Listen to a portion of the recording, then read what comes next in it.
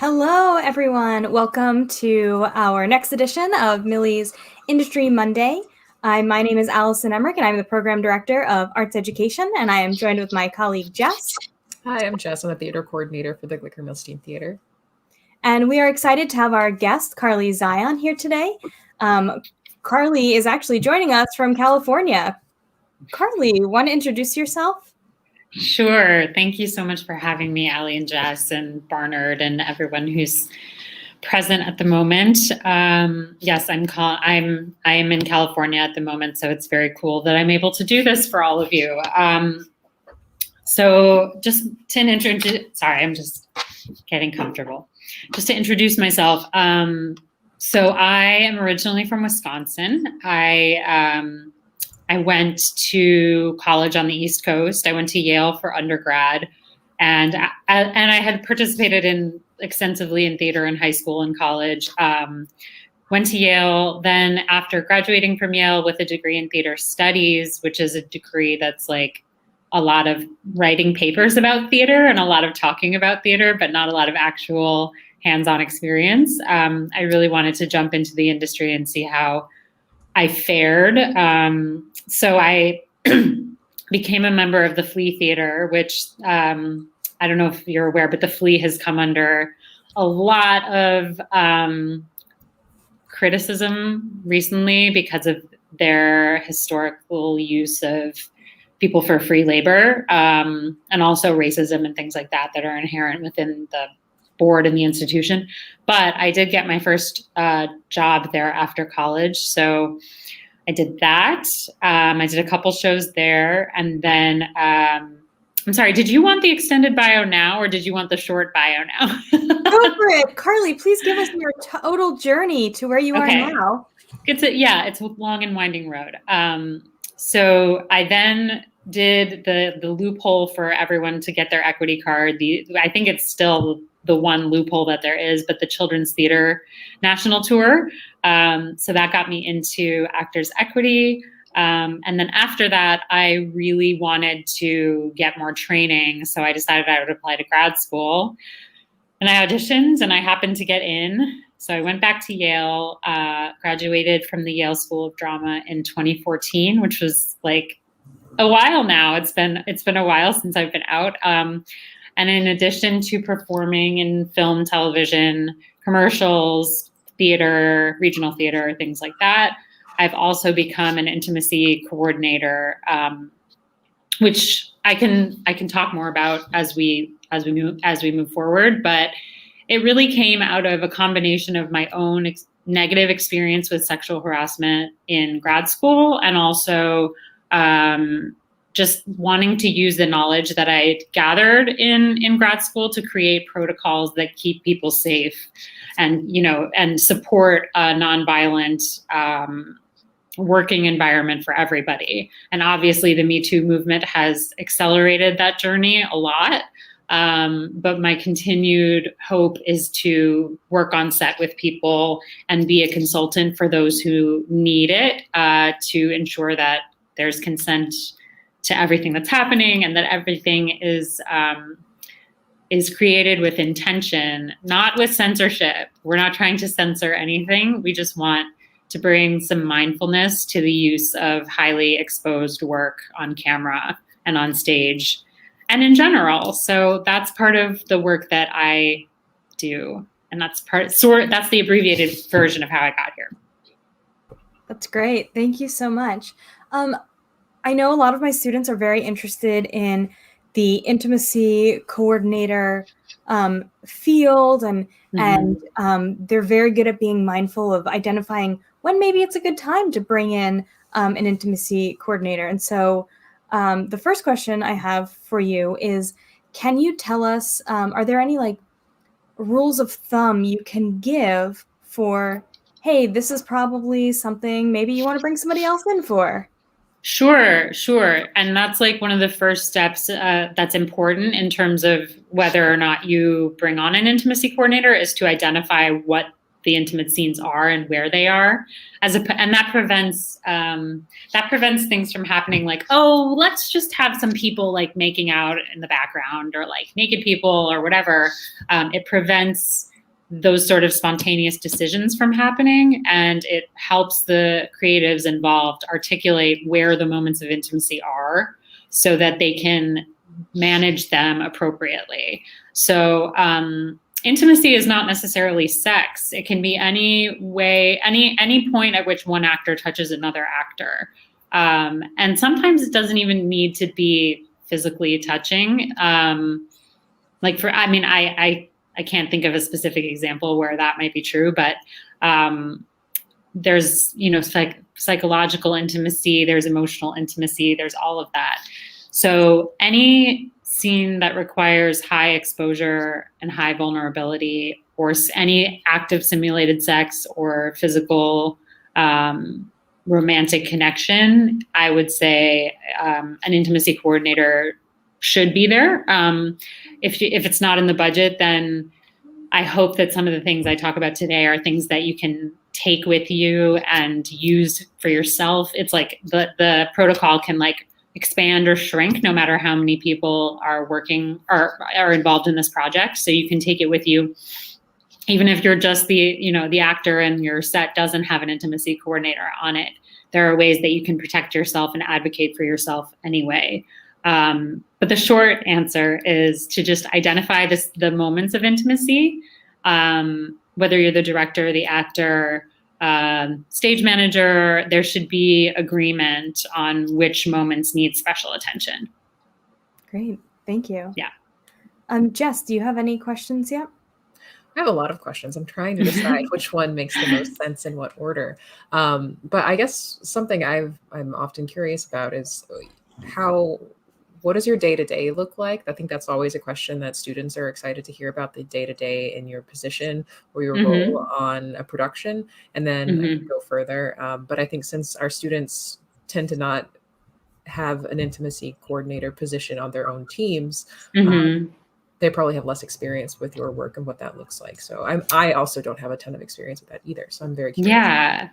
Cool. I mean, it started when I started doing this work in 2016, 2017. It was a lot of like cleanup. Like it would be productions that were like, "Oh, something happened between these two actors, and like now it's all weird, and we need you to come fix it." Or on set, something similar had happened, or there was an issue with the writer, or an issue on set, and they were already like halfway through the production. And then sort of when Me Too was happening, people were like, "Oh, we should definitely get someone who there is such thing as an intimacy coordinator, so let's get her." So it was a lot of cleanup at first, and a lot of like backtracking and making sure that some foundational stuff that needs to be there gets put in, even if it's later in the process.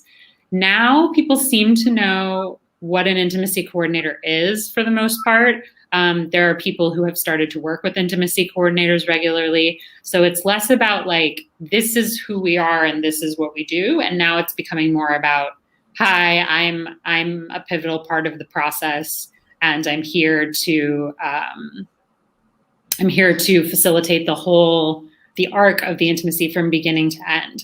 So ideally, the intimacy coordinator gets involved as soon as possible in the process.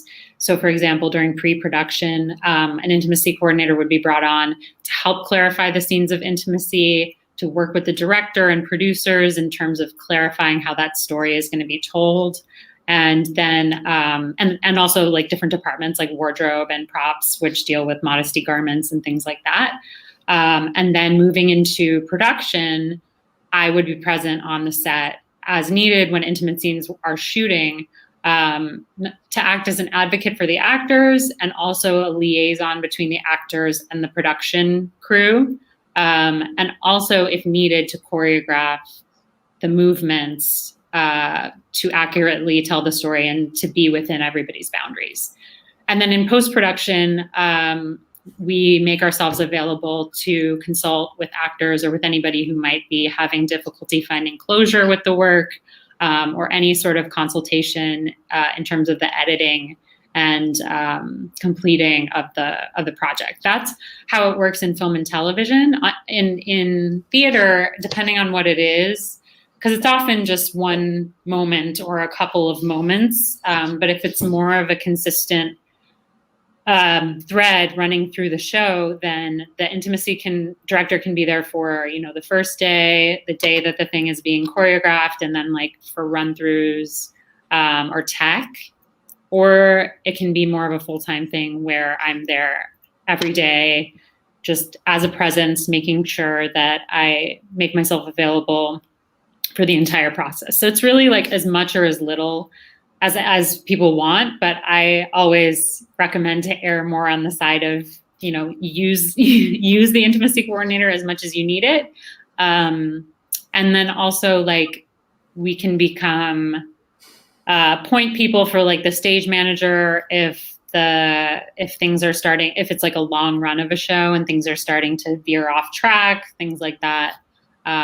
We can be resources in terms of that. So at the moment, it's a gig to gig thing. But if I get hired on a TV show, for example, I can be there every day for shooting. I could be there just for the days that are shooting the intimate scenes. So it can be like a really like a completely full-time thing, or it can be more of a part-time thing, depending on what the project is. Yeah. My cat just decided to join us. She just jumped right in my lap. Kitty. So, and of course she jumped my question right out of my head. Well, while I'm stalling, anyone who's watching us live, please feel free to drop your questions in the comments on whatever platform you're watching, and we will try to get to all of those questions as we can. This is so cool. I'm getting like a throwback to college and feeling very like into the academia.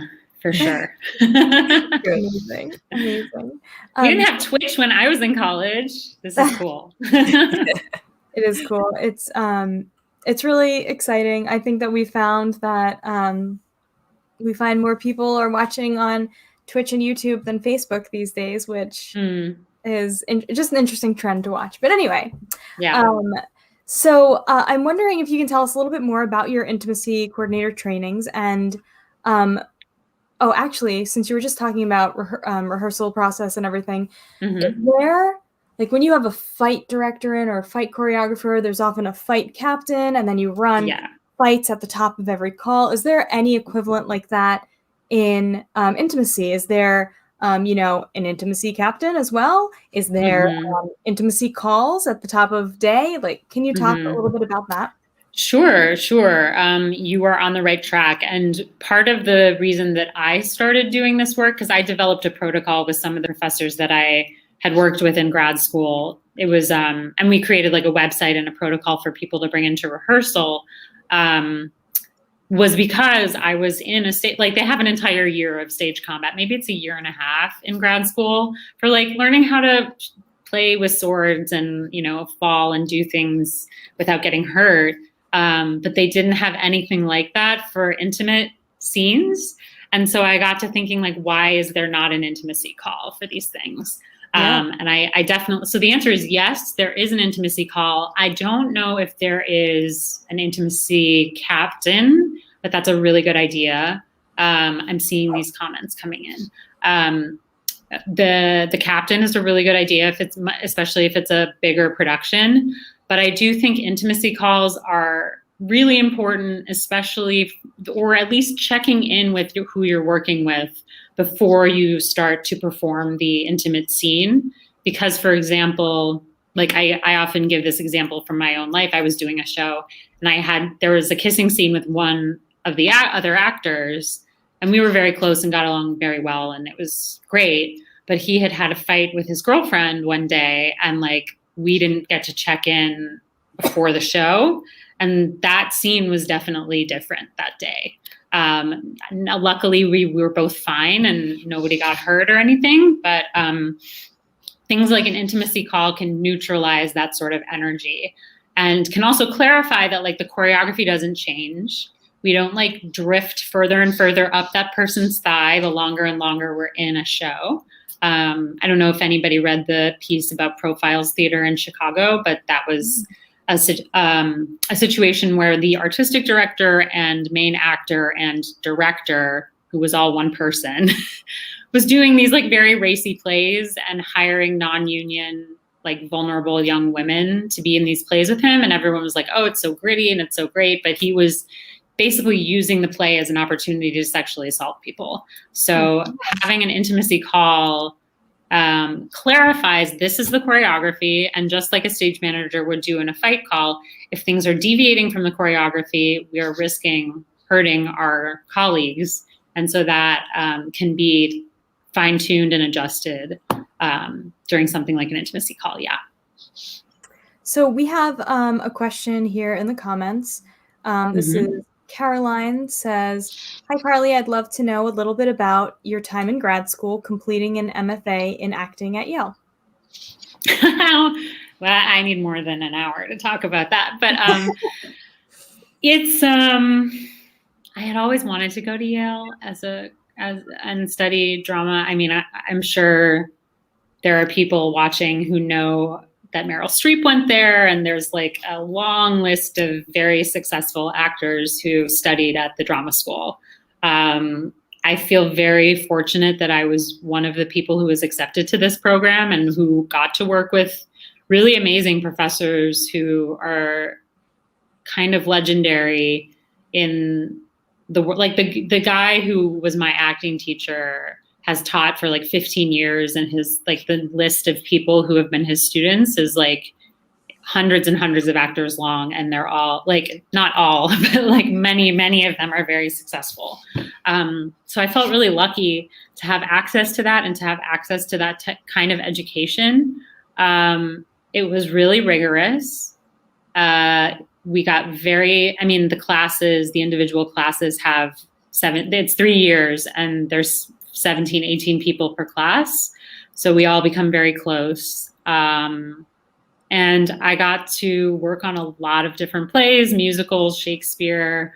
I understudied at the Yale Repertory Theater, and they also teach all disciplines of theater. So we also got to work with designers, playwrights, stage managers, house managers, costume designers, lighting designers, sound designers. So it was very, very cool.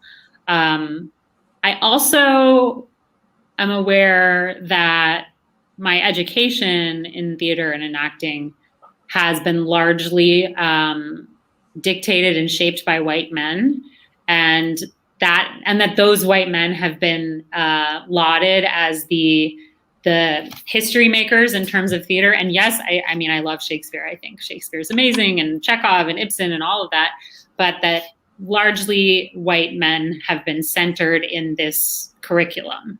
So trying to constantly open myself to differently abled people, to people of color, to indigenous people, to Asian American actors, playwrights, and all of these people, to be constantly expanding my perspective of what theater is and what acting is. Yeah. And not to say that Yale doesn't do that, but Yale as an institution has had to work really hard to reconcile the racist parts of its foundation, in the same way that like the entertainment industry has to be like, oh, well, here's Breakfast at Tiffany's, which is a classic movie, but there's like an extremely racist portrayal of an Asian person in this movie. So is that movie still okay to watch? What about every Woody Allen film? Like, is it okay to watch a Woody Allen movie because he's, depending on your perspective, is, he's abused his daughter? It's that type of thing. So I'm getting off on a tangent a little bit, but what I'm trying to say is it was a wonderful experience. I'm glad that I went. And also I continually try to keep educating myself in this field in a more inclusive way. And that includes in terms of what I think good acting is, because I came out with a lot of rules that I used to shape my acting. And now as I, moved to LA and it's a different community out here, it's just like, oh, maybe it's not all about like getting everything word perfect and being able to repeat it precisely every single time. And there's so many facets to being an actor. So, and it's not, and also grad school is not the only path to being successful. One of the other things that I do is I coach actors for grad school auditions, which I'm sure there are people considering applying to grad school. So I help people choose material. I coach their sessions. I prepare them for auditions. But I also talk to a lot of people, and based on their circumstances, I'm able to say, like, grad school is not the only way. There's a lot of ways to work as an actor, and it's really hard. And even if you do go to grad school, there's no guarantee. So yeah, I'm continually expanding how I look back on that experience. Great, thank you. And actually, your time at Yale is what brought you to us as well, because my good friend Molly said, oh, I should connect you to Carly. So Molly, Molly's last name? Hennighausen. Hennighausen, right, yes, of course. She's wonderful. Yes. So Jess, what questions do you have? I know you have a lot rattling around. I do. So I have more questions about your work as an intimacy coordinator. I'm a sound designer, so I find that more interesting to me than acting. Yeah. But I also relate to your reconciliation with both your education and that privilege that comes with that. I've certainly faced the same thing with being a student an alum now of Barnard. So I think there's that constant reckoning, and I think it's important that we do that work. So that's right. But my question about, I guess, overall is, what more training would you say you needed to do for students who are interested in maybe considering intimacy coordination as an additional field, or doing work related to that in addition to whatever other work that they're interested in? What kind of trainings did you do, or would you suggest? How do you get started in your field, I guess? Sure. I mean, this is a new field, so we're still growing the ways to train in this field. And I also want to recognize, in addition to institutions like Yale having to recognize the privilege and the foundations and the belief systems on which they purport to stand. Intimacy coordination is mostly white women at the moment, so we are also consciously working on expanding that community so that more diverse stories can be told safely. For example, if it was a project with mostly Black actors, Black director, Black writer, a Black crew, and that was, and that's extremely important. I don't necessarily think I would be the best person to help tell the intimate story of that particular project. I would hope that it could be a person of color. So we're just trying to keep expanding the people who are training as intimacy coordinators. That said, there is a background in theater that's required. I think there's a couple of organizations that are certifying people. The one that I worked with is the Intimacy Directors Coordinated. I think that's what the acronym stands for, IDC. If you go to idcprofessionals.com, you'll see Alicia Rodas, who was the person who HBO hired to be their intimacy coordinator consultant. She was hired by HBO. She provides or refers all the intimacy coordinators for HBO. Oh, cool. Yeah, that's the link in the chat. So there's that organization. You can train with them. There's a number of different levels that you have to go through. And then I believe there are some workshops in person that need to be attended. But there's also things like mental health first aid certification that you have to get. Because, for example, if we're working in highly sensitive moments and in areas, there's a potential that it could butt up against someone's trauma, and then we would have to help keep that person safe and guide them through the experience without further traumatizing them. So things like mental health first aid are required. There's a reading list. There's a shadowing requirement, meaning we have to shadow people on set. And that in particular has been very challenging to do this last year. So I know that at the moment, IDC is offering, I think, the first 3 levels of training, but they are unable to have people move into the 4th tier of training, which then leads to certification. So I think there's a bit of a stopper in the process right now, just because of the pandemic and all of that. There are other organizations too. I'm not sure what Mia Schachter's company is called, but I know that she is training people and giving special preference to people of color. And her name is Mia Schachter, Schachter. I use the wrong pronoun. They are currently working on creating a new company with which to train people. So I'd highly recommend that. So these are like the two. Sharetheload.com. Does that sound familiar? Share the load. And then she's on Instagram. Sorry, they're on Instagram too. And they post a lot of different content about how to train as an intimacy coordinator. I'm seeing a question. Do you know of a particular reason for the current demographics for intimacy coordinators? I don't know why it's mostly white women at this point. I mean, most people who get involved seem to have had an experience with sexual harassment or assault, and this training helps to transform that into a meaningful experience, whether or not, of course, we wish that none of these things had happened, but it's an attempt to try to make something out of that experience. I don't know. Maybe it's because it's a really good question, Helen, and I don't have an answer for that. Probably just systems of privilege that allow us to go to school more easily, be accepted to places more easily, have the disposable income with which to take these workshops. It's probably all a combination of those things. So. Yeah, I think that tends to be an overarching issue with the arts in general. It's very difficult to break into when you've had a number of systematic oppressive situations. Right. In your community, it makes the arts much harder. So it's important that we're doing the work to try to make this more attainable, but it's still, I think, a big problem largely in the field.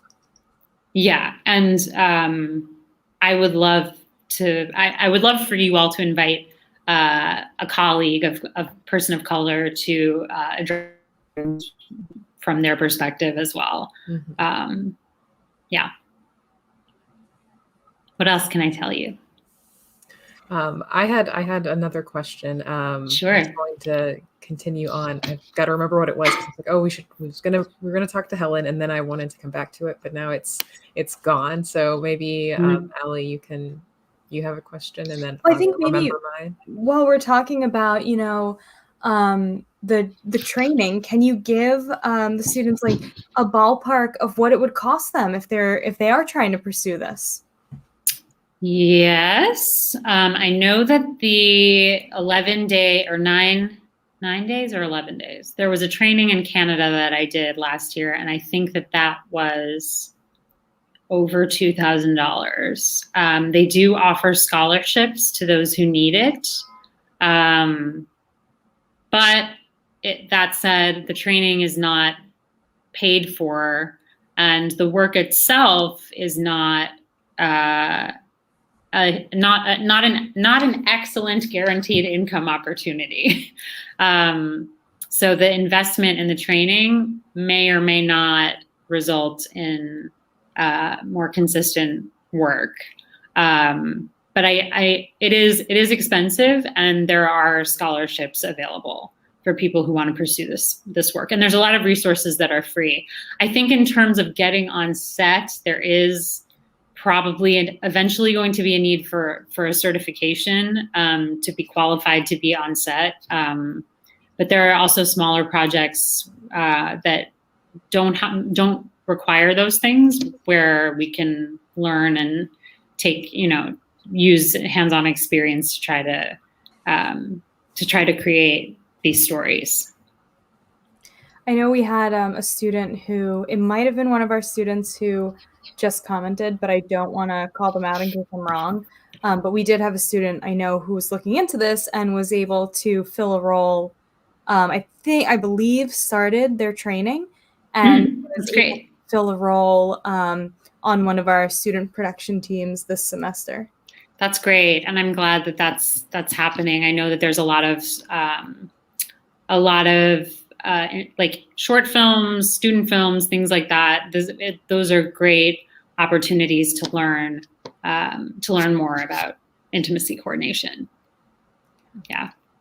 Jess, did you think of your question? Awesome. Yes, I did. So you've mentioned a few times about mental first aid and that sort of thing. And you mentioned also helping with closure at the end of a production. So I'm curious, I have a number of friends who are social workers. I'm curious like how those interactions go and how that training prepares you for handling these very emotional situations that need to be handled with such care. Yeah, sure. I mean, I took a 1-day course in mental health certification that I think New York offers. I believe it's free. And I wish I had the resource where they offer those. I don't know if they're still doing it because of COVID, but it basically gives, it's 1 day. So, I mean, I'm obviously not as skilled as a trained professional, but it's a lot of like how to approach someone who's having a mental health episode or a bad mental health episode. Oh, good. I'm so excited that these links are showing up so efficiently. It's just helping people and being sensitive if there is an episode occurring and being able to guide them into a place of safety, hopefully. I remember like there was a training video where they say like approach someone from the side, sit next to them, be on their level, ask these types of questions. Is there any danger of self-harm? Do they need medical attention? Things like that. And then translating that to being on set, I think there are ways to create closure around intimate moments. So for example, if I'm doing a sex scene with another actor, I could have a moment of sort of unplugging with this other actor or letting go of the performance so that I don't go home thinking that that person is, that I'm in a relationship with that person, because I'm not. This is a colleague. It is not my boyfriend. It is not my husband. Like, it is a person that I am, it's my coworker. And these closure techniques help to delineate what is real and what is not real.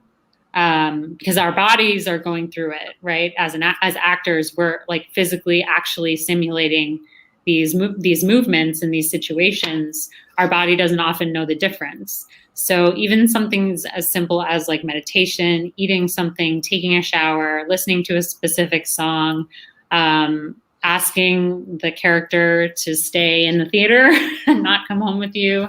I think it's really important to have those sort of rituals around when a character is allowed to inhabit you and when they have to say goodbye and let you go back to your life. It's sort of an anti-method technique, but the method, there's a lot of techniques that really elevate suffering and like trauma and like mining your childhood for memories that make you cry and things like that. I don't necessarily think that that is necessary anymore.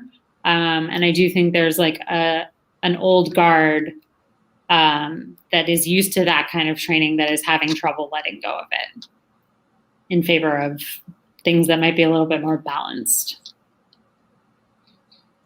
Don't think we have any new questions in the chats yet. Jess, do you have another question?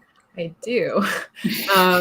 So this is maybe a little further out of your direct territory, but something that you've probably encountered, and just in terms of how we think about actors setting their own boundaries. And as a backstage person, I've always been a technician or a sound designer or something, thinking about how do we make safe spaces for technicians as well, or safer spaces for technicians, or the backstage crew, because I think they tend to get forgotten about. They see it, they see the traumatic stuff, they sit in that work too, and they have their own traumas. And I'm curious if if you've encountered any conversations around setting boundaries as backstage crew as well, or whatever those are called for film. Yeah, I mean, just the people on set. There's a couple. Yes, everyone who is present is involved in the production and also in the traumatic moments of production, regardless of what role they're playing on set or in the rehearsal room. I think there are similar ways to create a structure around the show, because often, especially if you're working on set, like it can bleed into your life so much because the hours are so long. But just like any sort of ritual of containment to contain, like, this is when I'm working, this is the performance, and this is when I'm leaving and going back to my life and my self-care and all of that. Obviously having resources like intimacy coordinators available to hear concerns or any problems that might come up, I think is really important. And since I'm not a tech person, I don't know what the experience is exactly, but there are people writing and starting to talk about their experiences on as a designer on productions. I'm thinking in particular of Montana Levi Blanco, who is a costume designer who wrote an essay, I believe it was over the summer during the Black Lives Matter protests, about his experience as a costume designer working for a white director who he felt really silenced by. Allie, did you find his article? I haven't found the article yet, but I did find his webpage. So it's probably linked here. It's probably on his website. Yeah, he talked really openly about that. But that's an area that I think is underdeveloped in terms of this work. And I don't know if an intimacy coordinator specifically would be the person who could manage that, but maybe like a person who is a member of the crew who is responsible for ensure. I mean, the stage manager seems like the most likely person. I don't know. I think that there's more work to be done in that area for sure. I think it's a great point to bring up, Jess, especially the boundary settings. You know, I can think of at least two experiences in my professional career where, you know, one of them we had a performer come off stage and just strip naked without warning to anyone. And I was like, oh, we can get you a quick change. She's like, oh, I don't care. But didn't think about the part that the people around her did care. Right. So that, you know, is one example. And I had another example where I had a crew member walking in to I don't think I ever introduced myself to you in my personal background, but I have a background in stage management and production management. That is Yay! I love stage management. But I had a crew member once who had to go in, I think, and mic somebody, and was walking through like a regular, you know, hallway. And this group, this like ensemble group, decided that the hallway was their dressing room and started screaming at him that he couldn't be there. And that caused a lot of tension in the production. Now, that particular ensemble was not a professional ensemble. That first example I talked about was a professional. This other ensemble was a pre-professional group. But yeah, thinking about all of that, and like you said, I'm not sure if it rolls into the role of intimacy coordinator, but it certainly rolls into the conversations that we're having in the art form right now about, you know, respecting other people. Right. And just like clarifying what it means to have a closed set, for example. Yeah. So like a closed set is a set, or a closed rehearsal is a rehearsal where only the absolutely necessary people are present for, like, for example, if you're staging a love scene or something like that, it would be a closed rehearsal. So, you know, the producer can't just wander in and watch, or like, you know, you can't just have these monitors that are showing the act, the simulated act, that people are just randomly watching. And SAG, just in the last year, SAG is the union for film and television actors, clarified what a closed set means, which they hadn't done before. They were just saying, oh, it's a closed set, but there was no like definition of what a closed set is. And I think that also, I was talking about this with someone yesterday, the mandate can extend to dressing room areas so that people aren't going in and out of dressing rooms who might be interrupting someone while they're changing. Miking procedures, I think, should probably have some guidelines as well. Costume fitting procedures.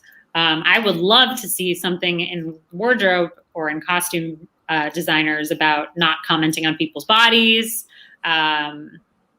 That I think would be really, really helpful and more inclusive. I mean, the miking thing is really big. You know, just this Friday, I heard a story of this guy who mostly does corporate, but he was telling me the story about how he was hazed, and his hazing was a beautiful woman walked in and needed to get mic'd, and she had a very low plunge neckline, and they were just like, go mic her.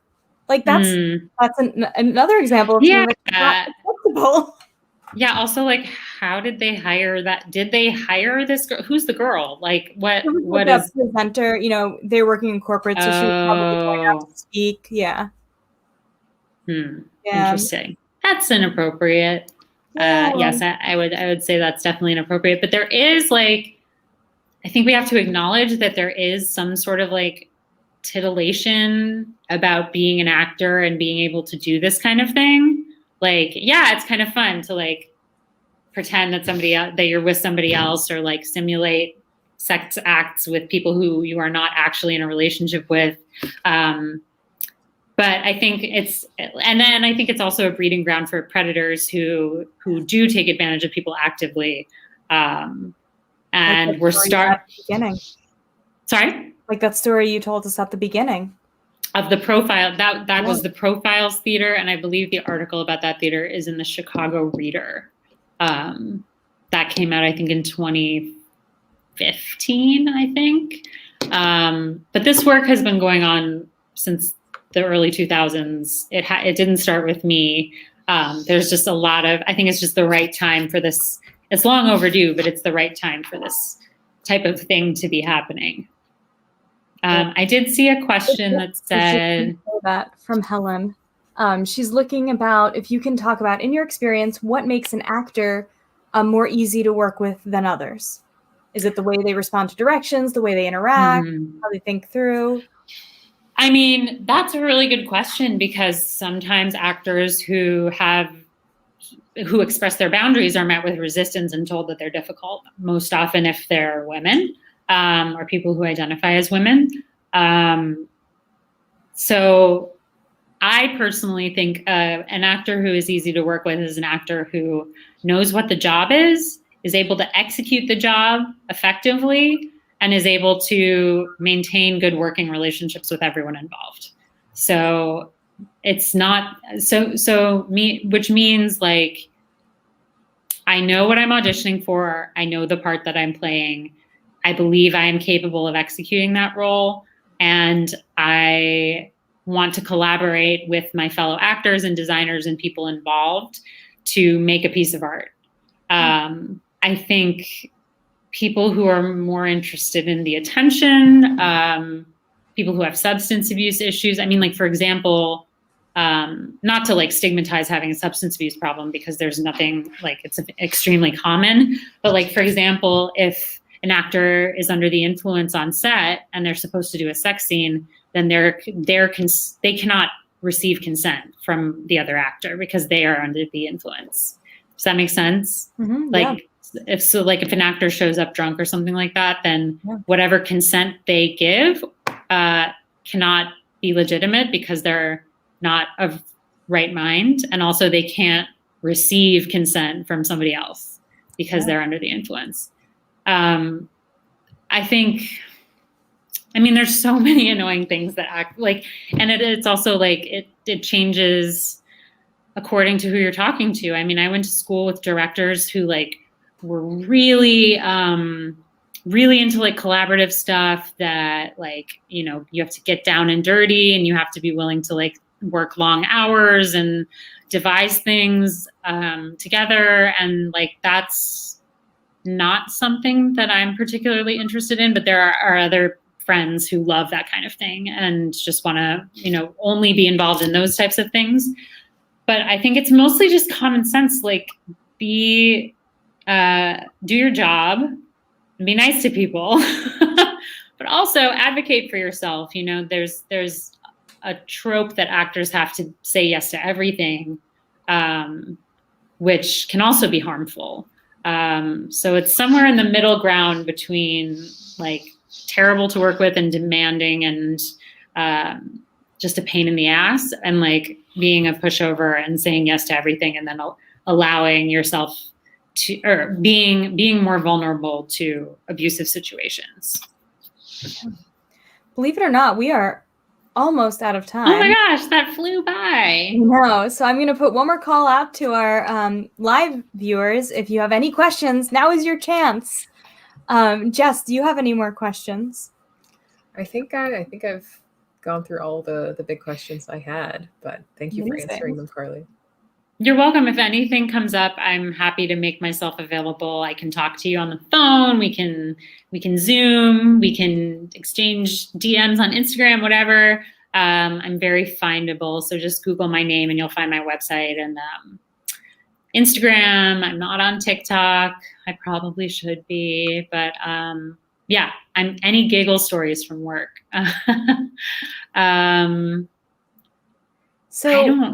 Sorry, go ahead. I didn't mean to cut you off. No. What were you going to say? I was going to say,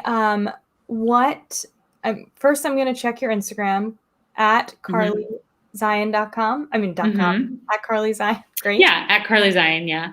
I want to throw that over here on Insta. And then I wanted to know if you could give any, if you could like put a little nugget of advice out there for our students right now. What would it be? Sure. In terms of acting or anything, whatever. It can be anything. It doesn't even have to be specific to, you know, your profession. Sure. Take care of yourselves. College can be really, really hard and extreme, and especially in like a high pressure school like Barnard, taking care of yours. I wish I had more tools when I was in school to take care of myself, to feed myself properly, to balance work and life, and to also realize that like grades are not equal to self-worth, even though it can feel like it a lot of the time. And then in terms of being an artist, I mean, you're in the best possible city that I'm maybe not the best possible, probably the best possible city in which to experience art. Right now, it's tragically not happening as much, but there are still plays happening on Instagram. There was a play called Circle Jerk that happened. That was a live streamed production that was funded by Jeremy O'Harris, who's an amazing playwright and advocate for theater. I would definitely follow him on Instagram. He wrote Slave Play, which was on Broadway a couple of years ago, I believe, and he was just nominated for like a record number of Tonys. So avail yourself of all the resources that New York has to offer. See theater, read plays by people of different backgrounds, create things together, film stuff on Zoom, find whatever way you can to consume art and to create art as well. That's great. That's great advice. And you pretty much wrapped that up right on time. Is impressive. I can tell giggle stories offline for sure. So you will definitely have to connect with Carly.